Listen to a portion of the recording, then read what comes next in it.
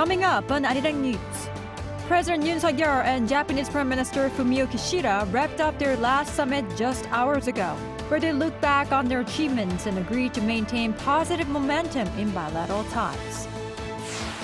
On the back of robust chip demand, South Korea's current account saw a surplus for 3 months in a row in July, marking the highest surplus since 2015 for the month of July. Fashion enthusiasts are visiting Seoul for a peek at Korean designers' innovative styles, as Seoul Fashion Week presents 21 brands' Spring-Summer 2025 collections until Saturday at DDP. We give you a peek.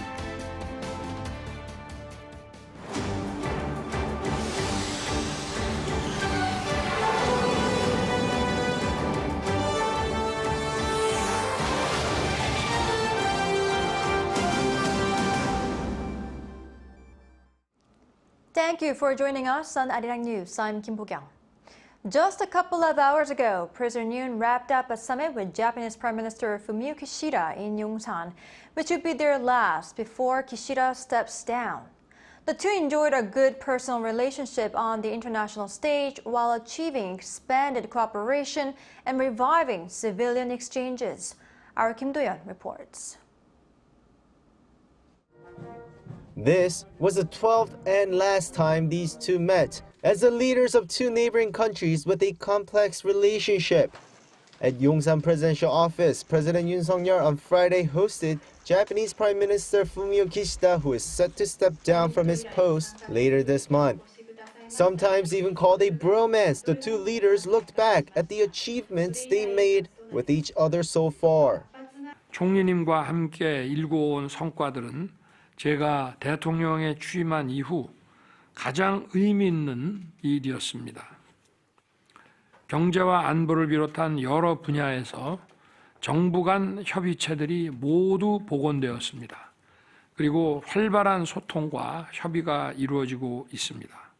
Since President Yoon's significant decision in March of last year, dialogue and cooperation between our two countries have begun to advance significantly in many areas, following the direction that we set forth together at the Tokyo summit.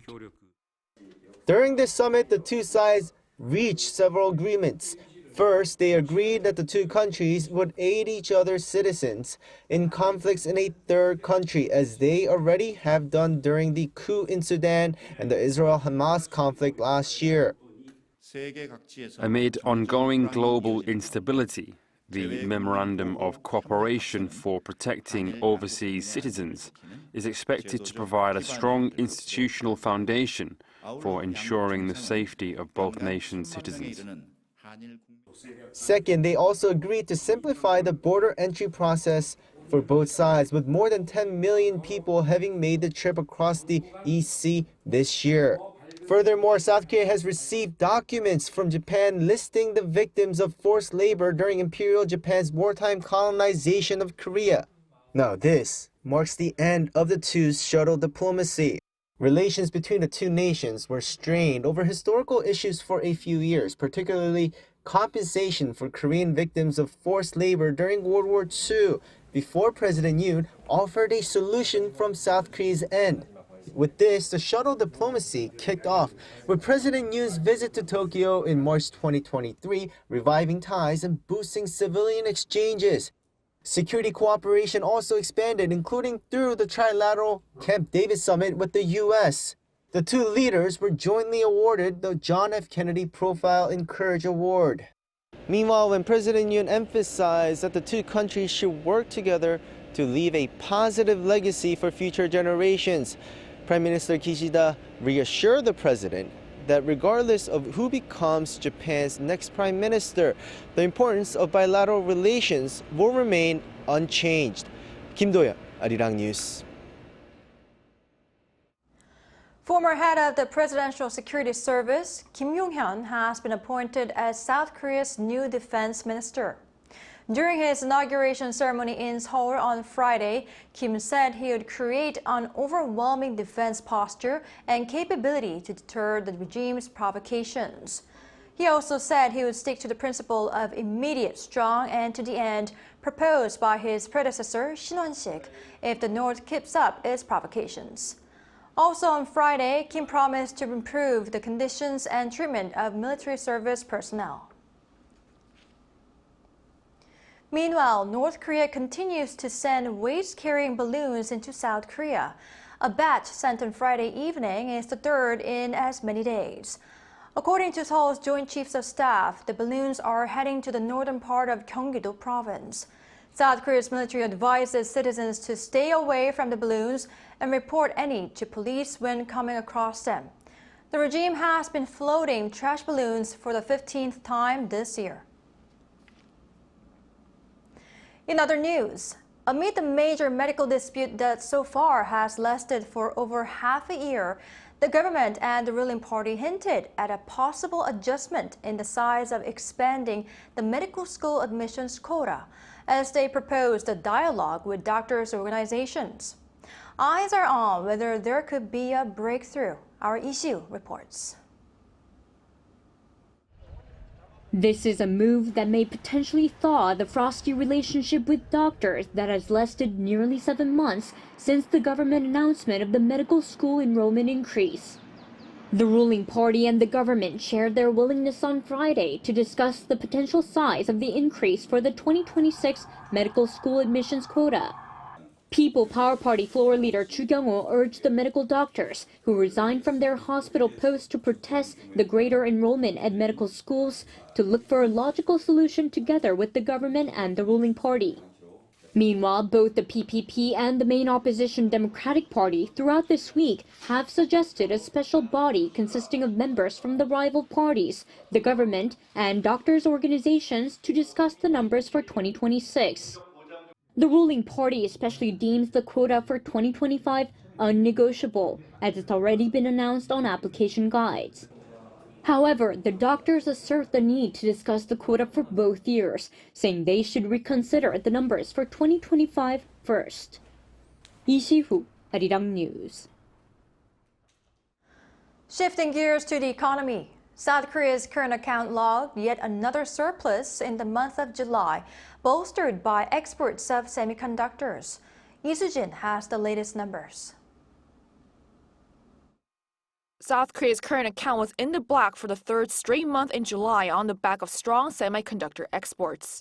Preliminary data released by the Bank of Korea on Friday showed that the country's overall current account balance in July logged a surplus of $9.1 billion. After swinging into the red for the first time in a year in April, the current account balance once again recorded a surplus in May and has remained in the black for 3 consecutive months. And while July's surplus is smaller than that of June when the nation recorded its largest current account surplus in nearly 7 years, it was the largest for the month of July since 2015. With this latest data, the current account balance in the first 7 months of the year tallied up to around $47 billion, a significant surge from the $5.2 billion recorded the previous year over the same period. The latest figures for July were mainly driven by the goods balance, which tracks exports and imports of products. The goods balance logged a surplus of $8.5 billion, marking the 16th consecutive month in the black. While that surplus was smaller than the June surplus, it was larger than the one recorded in July 2023.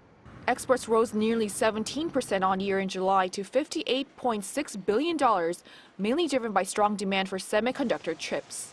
This is the 10th consecutive month that outbound shipments have shown an increase, with chip exports rising around 50% compared to the previous year. But imports also saw an increase of 9.4%. The services balance once again recorded a deficit amounting to $2.4 billion, which was similar to the previous year when it came to $2.6 billion, but larger compared to 1 month ago when it logged $1.6 billion. The services balance logged a larger deficit than the previous month, as the travel deficit grew due to the increase in outbound tourism from the summer holiday season. The Bank of Korea official also projected that the current account will record a surplus in the second half of the year, as exports are expected to remain strong with the continued recovery in the global manufacturing sector. Lee Soo-jin, Arirang News. Following a reported case of an EV catching fire recently making headlines here in this country, the authorities have come up with measures which include disclosing key information on batteries. Park Gun-woo tells us more. 1 month after an electric vehicle caught fire in an underground parking lot in the city of Incheon and destroyed scores of other cars, the South Korean government announces EV safety measures to prevent similar cases from happening. We'll make sure that EV batteries and charging facilities are safe. We'll check battery safety in advance and make it mandatory to disclose major information, including the battery manufacturer and technologies used.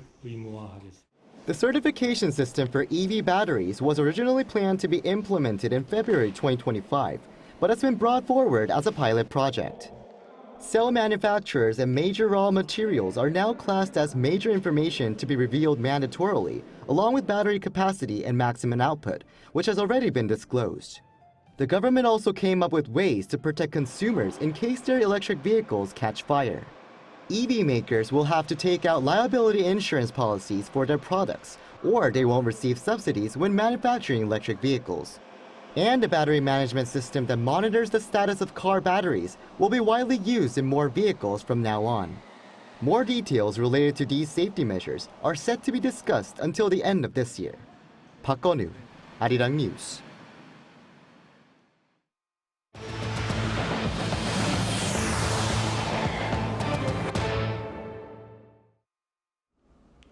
Over in Gaza, as the first phase of polio vaccinations has ended, Israel resumed striking the Strip, leaving at least 5 people dead and numerous injured. Meanwhile, U.S. Secretary of State Antony Blinken says 90% of a ceasefire deal was ready. Cha Yoon-kyung has more. At least 5 people were killed in a tent camp near Al-Aqsa Hospital, which was hit by an Israeli airstrike, leaving a scene of devastation. The strike, which killed women and children, occurred on Thursday local time, without warning near Gaza's largest hospital, which was considered a safe zone as a place of treatment, a few hours after the World Health Organization revealed that the first phase of the polio campaign has concluded successfully in Gaza. Health officials said the vaccination program was built around the deal between Israel and Hamas made last week for brief pauses in hostilities in Gaza. The WHO said the vaccinations will be carried out for 9 days in total, in the order of central, southern, and northern Gaza, adding that the second phase, which began on Thursday in the south, is scheduled to last 3 days. The third and final phase is planned for northern Gaza. In a separate attack, an Israeli airstrike reportedly also hit the northern part of the Gaza Strip, killing at least 4 people after striking in the vicinity of the Kamal Adwan hospital, according to Palestinian officials.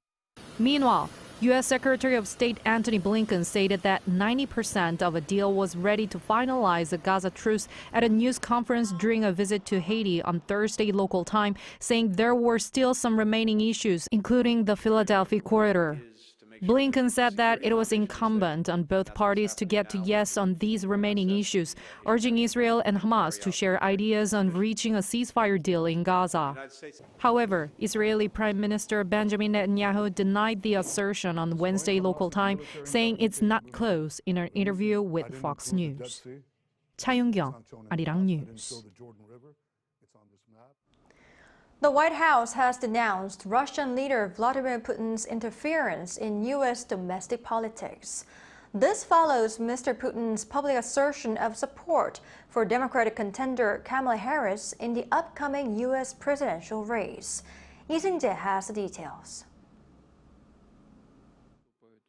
It's an endorsement U.S. Vice President and Democrat presidential candidate Kamala Harris doesn't need. One from Russian President Vladimir Putin. Speaking on the sidelines of the Eastern Economic Forum on Thursday, the Russian leader jokingly endorsed Harris for president.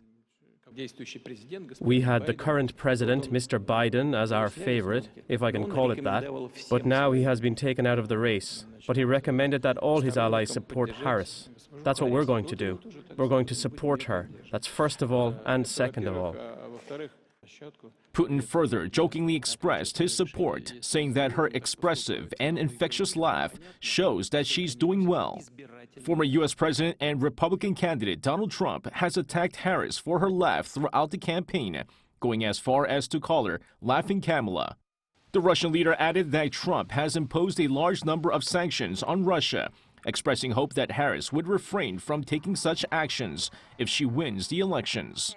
He also stressed that as the U.S. president is chosen by the American people, he will respect that decision. In response to Putin's remarks, the White House on Thursday called on the Russian leader to stop interfering in U.S. elections. Mr. Putin ought to stop talking about our elections, period. He shouldn't be favoring anybody, one way or another. The only people who should get to determine who the next president of the United States is the American people. And we would greatly appreciate it if Mr. Putin would A, stop talking about our election, and B, stop interfering in it. The comments also come after Washington charged 2 employees of Russia's state-run news network RT for money laundering, saying they paid an American company to create online content to influence the 2024 election. 이승재, Arirang News. Staying in the U.S., the U.S. Commerce Department has unveiled fresh export curbs on critical technologies such as quantum computing to foreign countries of concern, including China. These are less likely to impact South Korean companies. Bae-eun-ji reports. The United States unveiled new controls on the exporting of advanced technologies that are crucial to its national security. The rules affect quantum computing items, such as components, materials, software, and technology that can be used in the development and maintenance of quantum computers. They also impact manufacturing equipment for advanced chips, as well as a cutting-edge semiconductor technology called gate-all-around field effect transistors that help develop high-performance chips used in supercomputers. In an announcement on Thursday local time, the U.S. Department of Commerce said the new measures were implemented for national security and foreign policy reasons, as it seeks to harmonize controls with like-minded countries. The worldwide export controls include exemptions for countries that have similar measures in place, such as Japan and the Netherlands, as well as other allies. South Korea was not immediately included in that list, but the U.S. reportedly plans to approve export licenses for South Korea, so there will likely be limited impact on South Korean companies. The latest export curbs appear to be targeting China and other adversaries such as Russia and Iran to prevent them from accessing cutting-edge technologies. This comes amid recent fears that advanced chips and components could help boost China's military capabilities. Senior U.S. commerce official Alan Estevez said in a statement on Thursday that the latest export controls make it significantly difficult for Washington's adversaries to develop and deploy these technologies in ways that threaten their collective security. Bae-eun-ji, Arirang News. At the 2024 Paralympics over in the French capital city, table tennis player Kim Gi-tae clinched gold in the men's singles tournament on Thursday to bring home Team Korea's 5th gold medal. This latest victory also secures the initial goal set by the national team for the latest Summer Games. Kim began playing table tennis in 3rd grade and has been making a name for himself in the sport in the global arena. Back in 2022, he won 3 gold medals at the World Para-Table Tennis Championships. This week, Seoul Fashion Week takes place in the capital, showcasing exciting Korean fashion and more on the global stage. Our Ian guides us through major takeaways. K-pop stars NewJeans are ready to make waves in the fashion world, serving as the 2025 Spring and Summer Seoul Fashion Week's ambassadors for the 2nd year. The girl group aims to elevate global interest in K-fashion. This year's Seoul Fashion Week runs from September 3rd to September 7th at Dongdaemun Design Plaza and other locations in the city. Seoul has become a fashion hotspot, with Seoul Fashion Week leading the way. The week showcases cutting-edge K-fashion and provides emerging Korean brands with a global stage. Let's dive into the fashion trends and standout moments from this year's event. Fashion industry is kind of high level, I would say, because there are a lot of brands compared to Russia, for example, and also a lot of ways to express yourself. I took lots of pictures today, over there and in front of the teddy bear. I also did some challenges. The opening fashion show featured designer Lee Moo-yeol's streetwear brand, User. It kicked off the 21 runway shows scheduled over the 5-day fashion week. This year's Fashion Week centers on the theme Sustainable Fashion. Fashion brand Parts is showing its collection to emphasize the urgent need for fashion to be more sustainable. Parts has adhered to a zero-waste philosophy using only one material for the past 13 years. The essence of Seoul Fashion Week lies in connecting brand designers and buyers, and this season features 95 brands and over 100 global buyers. Another innovative fashion event born to facilitate cultural exchange between South Korea and Italy is Milan Loves Seoul. Following its successful debut in Milan last February, the event has now landed in Seoul. An exclusive exhibition and fashion show featuring leading brands from both countries is hosted at High Street Italia, located on Gangnam's trendy Garosukgil Street. The project creators view Korea as the most interesting place to create something new. This place is evolving very fast, and we think that in Italy we need this kind of networking with the Korean designers. So Milan Loves Seoul really loves Korea, and I think that Korea really loves Italy. We hope that thanks to this project, our Italian designer will open a new market here in Korea, find new business opportunity for them, but same Korean designer in Italy. Italian brand Noskra displays its collection that has a touch of the latest Korean fashion trends. Yeah, I think there are a lot of connection between Italy and Korea, especially in the fashion world. I think the product, the concept, and the silhouette are like in line with the Korean taste.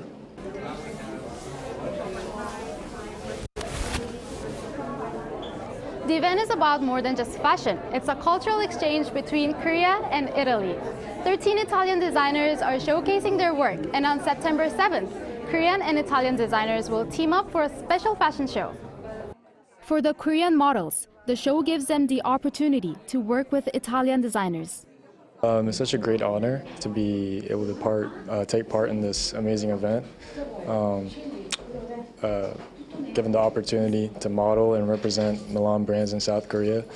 I'm so grateful, thankful. I wear the clothes for Francesca Cottone, and the color is everything, and it's so beautiful. I'm genuinely grateful to participate as model with these amazing designer brands and fabulous clothes.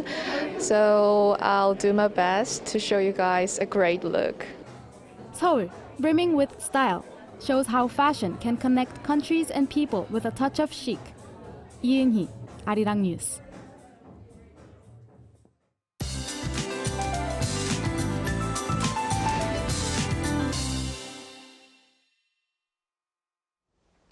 There were showers all over the place today. Rain will continue lightly until tonight. Please be careful as certain parts of the country can experience strong winds and thunderstorms with these showers. There will be a lot of clouds across the country this weekend, so prepare for surprise showers. Tomorrow, showers will pass over western parts of Gangwon-do province and southern parts of the Chungcheong-do province and the southwest. Showers will be seen on Sunday in western parts of Gangwon-do province and southern regions. Tomorrow morning's temperature will start at 24 degrees Celsius in Seoul, and there will be many places below 25 degrees. Seoul will move up to 31 along with Daejeon, Gwangju, Gyeongju, and Busan. The late heat of above 30 degrees is expected to continue until the end of next week. That's all for Korea. Here are the weather conditions around the world.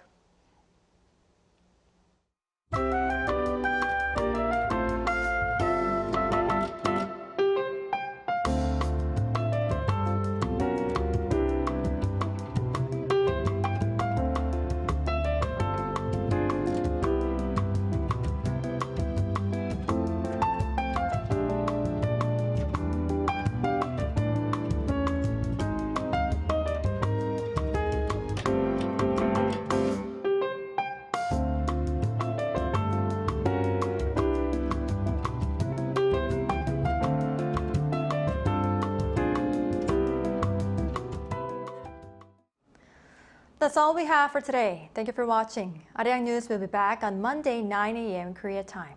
Enjoy your weekend and goodbye.